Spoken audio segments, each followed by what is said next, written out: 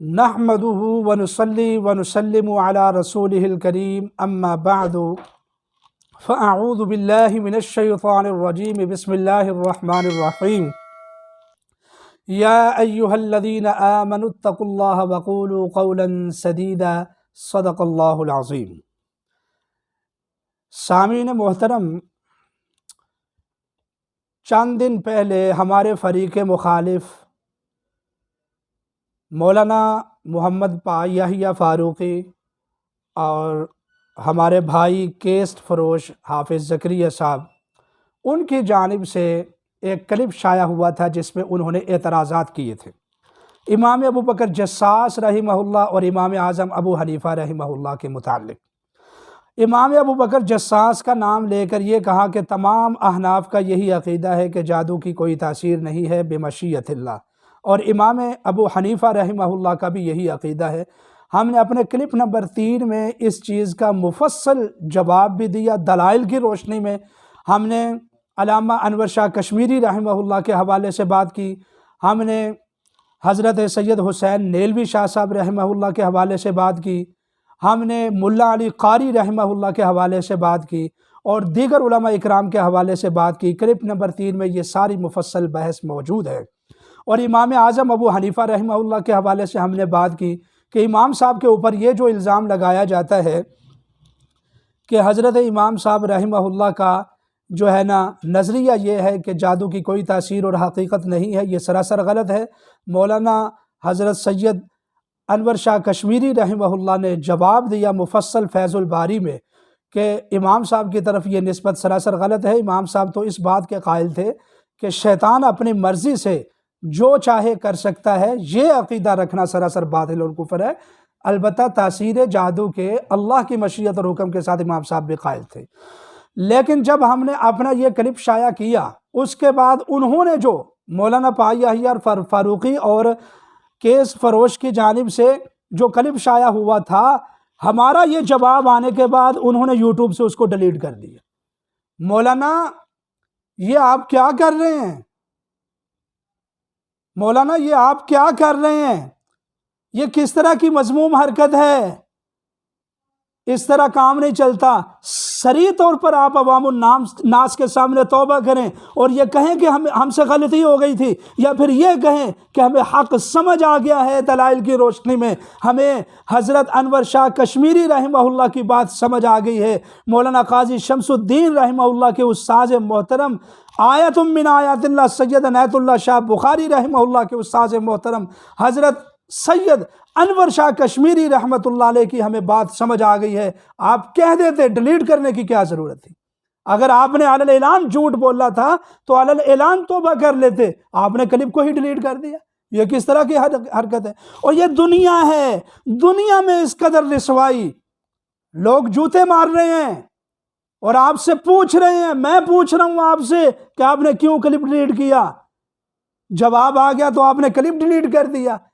ابھی تو آخرت باقی ہے، عالم محشر باقی ہے، قیامت کا دن باقی ہے، جب اللہ اپنے جاہ و جلال کے ساتھ اللہ رب العزت سامنے آ چکے ہوں گے، جب انبیاء بھی ہوں گے، اولیاء بھی ہوں گے، فرشتے بھی ہوں گے، ساری کائنات ہوگی، اس وقت اللہ کو کیا جواب دیں گے؟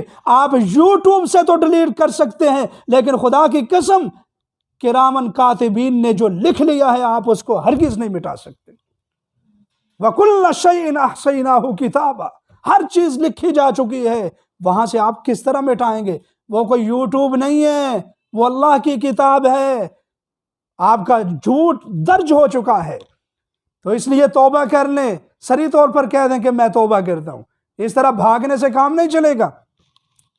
اور پھر اس کے بعد میرا فریق مخالف کیس فروش صاحب کہتے ہیں کہ میں عدالت جاؤں گا، کیس کروں گا۔ اب تو آپ کا یقین جانے کہتا تھا کہ چنوں کی ریڑھی لگا لوں گا میں، اب آپ کی بنتی ہے چنوں کی ریڑھی لگانی۔ چھوڑیں آپ ان چکروں کو، یہ علماء کا کام ہے، یہ مفتیان کا کام ہے، یہ فاضلوں کا کام ہے، کیس فروشوں کا یہ کام نہیں ہے۔ آپ کے بس کی پہلے بھی بات نہیں تھی، اور میں تو چاہتا ہوں کہ آپ عدالت میں جائیں، اور وہاں پھر ہم یہ ثابت کریں کہ یہ پوری امت کے گستاخ ہیں، یہ انبیاء کے بھی گستاخ ہیں، یہ اولیاء کے بھی گستاخ ہیں، اور یہ وہ قادیانیوں کی طرح لوگ ہیں کہ جنہوں نے صرف اپنے آپ کو مسلمان کہا اور پوری دنیا کو، پوری امت کو کافر کہہ دیا۔ مولانا آپ 1000 بار کہیں کہ میرا نظریہ یہ ہے کہ میں جادو کے اثر کو نہیں مانتا، میں اللہ کے رسول کے اوپر جادو کے اثر کو نہیں مانتا، رہے آپ کا نظریہ آپ کے پاس، ہمیں آپ کے ساتھ جو اختلاف ہے وہ یہ اختلاف ہے کہ آپ نے پوری امت کو کافر کہہ دیا۔ آپ نے کہا کہ جس کا بھی یہ فرعون کا عقیدہ ہے، یہ حامان کا عقیدہ ہے، یہ ابو جہل کا عقیدہ ہے، یہ کافروں فاسقوں کا، یہ مشرکوں کا عقیدہ ہے۔ اور فتویٰ لگانے والا کون ہے؟ ایک کیس فروش۔ کس کے اوپر فتویٰ لگایا جا رہا ہے؟ علامہ نیلوی کے اوپر، نیلوی شاہ صاحب کے اوپر فتویٰ لگایا اس نے، کہتا وہ بھی کافر۔ قاضی شمس الدین صاحب کے اوپر فتویٰ لگایا۔ آنے والے ایپیسوڈز میں آپ دیکھیں گے کہ ہم قاضی صاحب کا بھی حوالہ پیش کریں گے، اور ہم 21 سے زیادہ عرب کے فتاووں سے حوالہ جات پیش کریں گے انشاءاللہ۔ کس کس کو آپ کافر کہیں گے؟ پوری امت کو کافر کہہ دیا۔ اور میں نے پچھلے ایپیسوڈ میں کہا تھا کہ آپ جواب نہیں دے سکتے، میں نے کہا تھا فتاوی بلد الحرام کی بات کر کے، فتاوی المہمہ کی بات کر کے آپ وہاں سے روٹیاں کھا کر آتے ہیں۔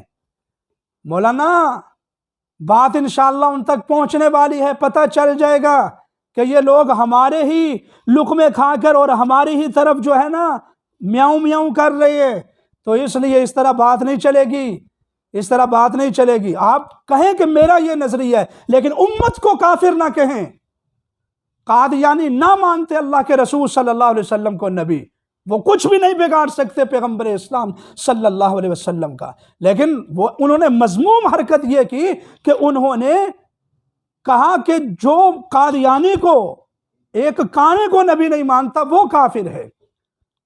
آپ اپنا عقیدہ اپنے پاس رکھیں اور کہیں کہ میں نہیں مانتا، لیکن خدا کے لیے امت کو تو کافر نہ بنائے۔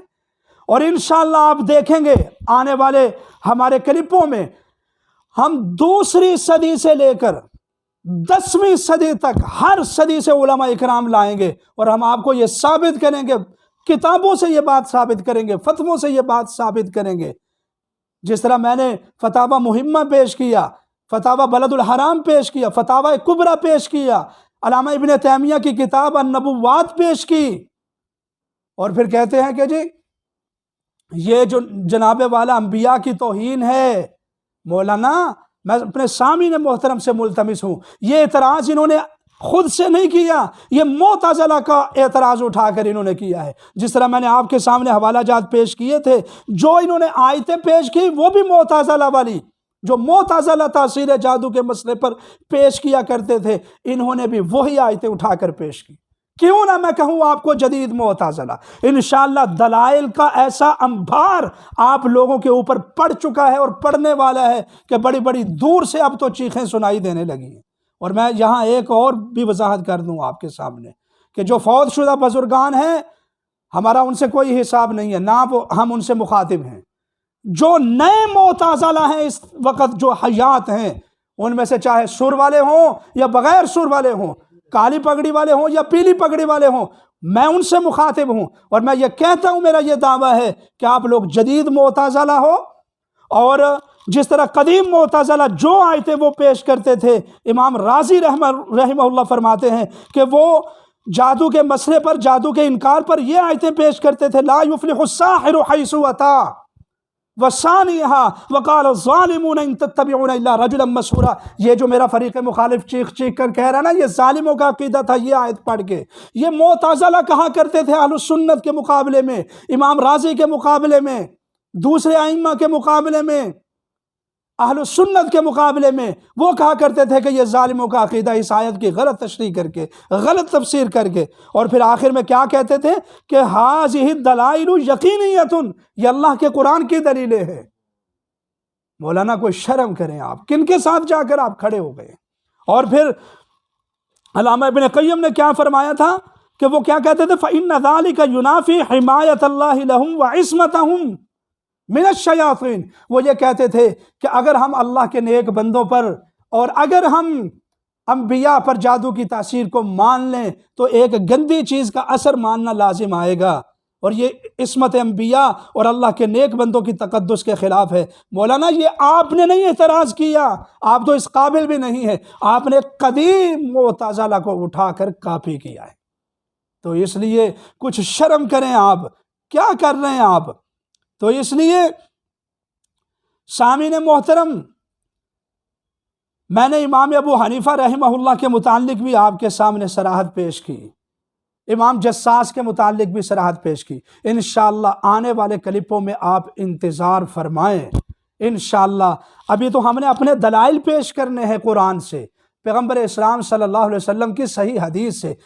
یہ تو انہوں نے شیطانی کی ہے، دوبارہ نئے سرے سے مولانا یحییٰ فاروقی نے اپنے یوٹیوب چینل کے اوپر شیطانی کی ہے، اور اس نے آ کر جو ہے نا دوبارہ نئے سرے سے یہ مسئلہ چھیڑ دیا، جس کی وجہ سے ہمیں سوشل میڈیا کے اوپر آنا پڑا ہے۔